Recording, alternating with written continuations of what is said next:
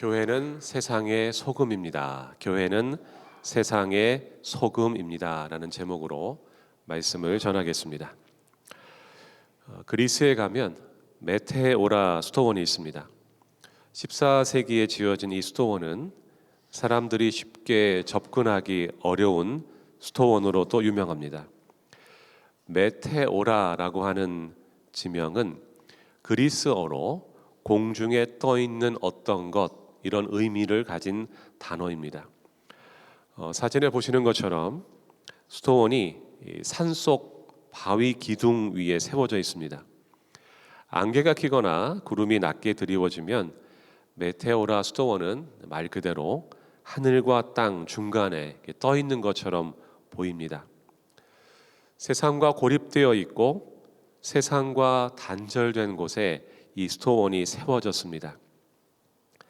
중세 시대에 일어났던 수도원 운동은 타락한 세상에 물들지 않기 위하여 구별된 신앙 공동체를 세우고자 하는 목적으로 시작이 되었습니다. 그래서 세상과 단절된 깊은 산속이나 또 사막에 이 수도원을 짓고 그곳에서 생활하기 시작하면서부터 수도원 운동이 본격적으로 퍼져나가기 시작했습니다. 취지는 좋았습니다. 타락하고 부패한 세상에 물들지 않기 위해서 고립된 장소에서 거룩한 삶을 추구한다는 그런 취지는 좋았습니다. 그러나 여러분, 예수님께서는 우리가 세속에 물들지 말아야 한다고 가르치셨지만 그렇다고 세상 밖으로 물러가야 한다고 가르치지 않으셨습니다. 그리스도인은 세상에 속하지 않았지만 세상 안에서 살아갑니다. 그리스도인은 세상에서 분리되어 고립되어 살아가는 사람들이 아닙니다. 그리스도인은 세상과의 관계를 가지고 살아갑니다. 여러분이 가정을 이루어 살아가는 현장도 이 세상입니다. 여러분이 일하는 일터도 이 세상이죠. 우리 교회도 이 세상 안에 세워져 있습니다. 그리고 그 교회를 향해 예수님께서는 이렇게 말씀하셨습니다. 너희는 세상의 소금이다. 너희는 세상의 빛이다. 예수님께서는 세상과 고립되고 단절된 교회를 말씀하지 않으셨어요. 세상 속의 교회, 세상 속의 그리스도인을 말씀하셨어요. 예배 때마다 화면에 띄우는 문구가 있죠. 기억나십니까? 세상 속으로 찾아가는 우리가 교회입니다. 세상 속으로 찾아가는 우리가 교회입니다. 교회는 세상으로 보내진 하나님 나라의 공동체예요. 예수님께서는 우리가 세상과 단절하고 산속으로 들어가서 집을 짓고 그곳에서 너희끼리 오손도손 기도하며 말씀 읽으며 살라라고 명령하지 않으셨습니다. 물론 가끔 세상과 단절된 시간과 장소가 필요할 때도 있습니다. 잠시 일상으로부터 떨어져서 쉼의 시간도 필요하고 또 묵상의 시간도 필요할 때가 있습니다. 그러나 잠시일 뿐입니다. 기본적으로 그리스도인은 하나님께서 세상 속으로 보낸 존재입니다. 교회에 필요한 세 가지 동사가 있습니다. 첫 번째가 gather, 하나님의 백성으로 부름받아 모이는 거예요. 모이는 것도 중요하죠. 두 번째가 grow, 예수 닮은 제자로 성장하는 거예요. 그리고 마지막 세 번째가 go, 세상 속으로 가는 거예요. 그렇다면 왜 주님께서는 우리를 세상으로 보내셨을까요? 먼저 예수님께서 오늘 본문을 통해서 교회를 향해 말씀하십니다. 너희는 세상의 소금이다. 예수님께서는 비유를 통해서 자주 말씀을 가르치셨어요. 너희는 세상의 소금이다 라고 하셨을 때 소금이 가지는 특징을 통해서 세상 속에서 살아가는 그리스도인의 역할을 설명해 주셨어요. 소금의 역할 중에 하나가 부패를 방지하는 것입니다. 이 소금은 미생물의 생육을 저지시켜 준다고 합니다. 그래서 음식을 소금에 절여 놓으면 음식을 부패하게 만드는 미생물이 소금 때문에 생육하지 못하기 때문에 그 음식이 부패하지 않고 오래 간다는 거예요. 그래서 간장이나 된장, 젓갈을 담글 때 보면 소금을 많이 사용합니다.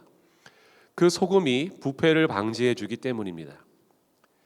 예수님께서 너희는 세상의 소금이다 라고 말씀하실 때에는 그 말씀 속에는 두 가지의 의미가 있습니다. 먼저 세상은 어떤 곳인가를 설명해 주고 계시고, 또한 그 세상 속에서 그리스도인의 역할은 무엇이냐, 이것을 설명해 주고 계십니다. 첫 번째로 예수님께서는 세상이 부패했다는 것을 전제로 이 말씀을 하셨어요. 예수님께서는 우리가 살고 있는 이 세상이 소금의 역할이 필요할 만큼 부패했다는 것을 암시해 주고 계십니다. 그래서 소금의 역할이 필요하다는 거예요. 여러분, 이 세상은 부패성을 가지고 있어요. 세상의 성향은 악합니다. 죄와 타락의 결과 때문에 이 세상에서의 삶은 대체로 부패해가는 경향을 가지고 있습니다. 만일 세상을 그대로 내버려 둔다면 세상이 점점 정화되는 것이 아니라 부패해 갈 것입니다. 인간에게 아무런 규율이나 제한을 두지 않고 그대로 놓아둔다면 어떻게 될까요? 서로 사랑하고 서로 돕는 아름다운 사회가 될까요? 그렇지 않습니다. 아무런 제약도 두지 않고 규율도 없고 한다면 인간의 죄성은 마치 물 만난 물고기처럼 죄악의 강물을 누비고 다닐 것입니다. 아니, 규율과 제약이 있어도 타락하고 죄 짓는 인간의 부패 성향은 달라지지 않습니다. 세상은 이처럼 끈질기게 부패하려는 성향을 가지고 있습니다. 여러분, 홍수 심판이 왜 일어났습니까? 하나님 보시기에 세상이 너무 부패했기 때문이에요. 홍수 심판을 통해서 새 출발하지 않으면 안 될 정도로 더럽혀졌기 때문입니다. 그것은 어느 시대에나 동일해요. 어느 시대에나 세상은 악하고 타락했고 부정하고 부패했다는 것을 여실히 드러내고 있습니다. 둘째로 너희는 세상의 소금이다라고 하신 것은 너희만은 세상의 소금이어야 한다는 것을 말씀하신 거예요. 이 말씀은 그리스도인인 너희는 세상과 달라야 한다는 거예요. 사랑하는 성도 여러분, 여러분은 가정이나 일터나 이웃 속에서 세상과 다르게 살고 계신가요? 다르다는 것은 선한 영향력을 끼치는 것을 말합니다. 초대교회 때는 성도의 숫자나 교회의 숫자가 소수에 불과했습니다. 그러나 그들은 강력한 선한 영향력을 세상에 끼치고 있었습니다. 믿지 않는 사람들이 그리스도인들의 모습에 감동을 받고 하나님께 영광을 돌리는 일들이 생겨났습니다. 그들은 적은 숫자였지만 세상의 소금으로 살았습니다. 그런데 오늘날 교회의 모습은 어떤가요? 교회의 숫자는 헤아릴 수 없을 정도로 많고 또 교인의 숫자가 그렇게 많음에도 불구하고 오히려 세상이 교회를 걱정합니다. 세상이 기독교를 개독교라고 부르잖아요. 그 정도로 명예가 땅에 떨어져 있습니다. 왜 그렇습니까? 그냥 기독교가 싫어서가 아닙니다. 교회가 소금의 역할을 제대로 못하고 있기 때문이에요. 교회 안에서 열심을 내고 주일에 열심을 내는 성도는 많이 키워놨습니다. 그런데 교회 밖에서 그리스도인으로 사는 법을 제대로 가르치지를 못했어요. 평일에도 하나님의 백성으로 사는 법을 제대로 강조하지를 못했어요. 성도 여러분이 그리스도인으로 살아가야 하는 현장은 바로 저 세상입니다. 예수님은 여러분을 세상의 소금으로 보내셨어요. 우리 교회가 세상 속으로 찾아가는 교회를 지향하는 이유는 예수님께서 우리를 그렇게 부르셨기 때문이에요. 우리 교회가 전 세계 교회를 대표하지는 않아요. 그러나 우리를 세상의 소금으로 부르신 그 주님 앞에 한 걸음 한 걸음 순종하면서 나아가고 있는 거예요. 세상의 소금으로 우리를 부르신 주님의 명령 앞에 묵묵히 순종하는 여러분 되시기를 주님의 이름으로 축원합니다. 오늘 본문에 보니까 소금이 맛을 잃으면 밖에 버리워져 밟힌다고 했습니다.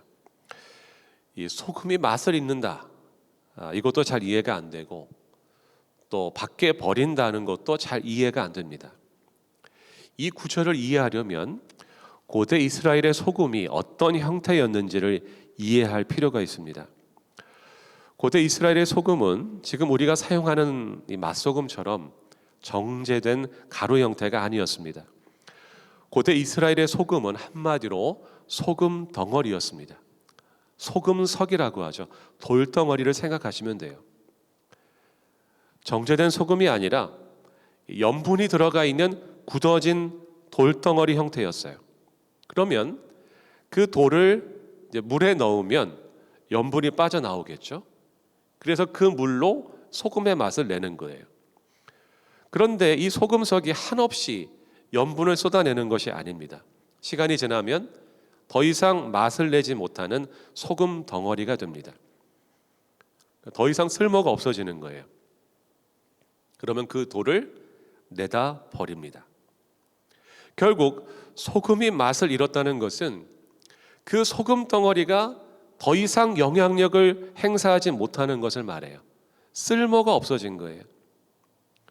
성도 여러분, 그리스도인은 하나님께서 세상에 보내신 소금 같은 존재예요. 그러니까 여러분이 소금이에요. 우리는 세상 속에서 맛을 내야 돼요.